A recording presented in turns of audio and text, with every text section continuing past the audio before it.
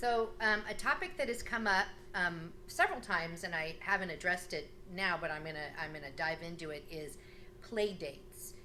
Many of our parents really like our kids to get together and have that time of engagement or play dates, and many kids that don't have developmental issues or sensory issues and are pretty typically developing do play dates all the time.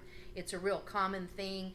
Um, and it's kind of fun for the parent to socialize while the kids are playing and kind of pastimes, especially during the summer. So, play dates is kind of a mixed bag of tricks. I think you have to evaluate that based upon your kiddo. And if you're here in speech therapy, your speech therapist is going to have some excellent recommendations on that, even your OTs. So, if you're here for OT, they can also address that issue really well. But I'm going to speak in generalities because each child is different, each family is different, and their culture is different. So, typically, if we're dealing with our clients that are on the autism spectrum, socialization is a big challenge. So, play dates are good, but you might look at limiting the amount of time. You might not want to go on a 3-hour play date.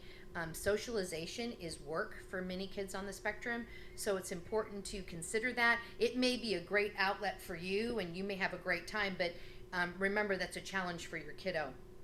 So that's one thing to consider. Also, look for an activity that is highly preferred, because if we're going to ask our friends on the spectrum to do a social activity, they will do better if it's in a preferred environment. I also wouldn't make it a terribly overwhelming environment in terms of sensory. So those are a few considerations to think about. Maybe the safeness of your own home might be a good option because that's familiar and doesn't require as many unfamiliar transitions, or a place that your kiddo's gone a lot that they're very familiar with and seem to enjoy. So those are a few considerations. Many of our other kiddos really enjoy socialization, and so play dates are an excellent thing. But I also want you to think about doing your play dates with somebody that's going to be developmentally equal. Even when we film or when we do our camps and decide our camps, we pair kids developmentally, they're going to get along together. And we put them in age ranges. So even though somebody might be a certain age, it doesn't mean developmentally they're at that age.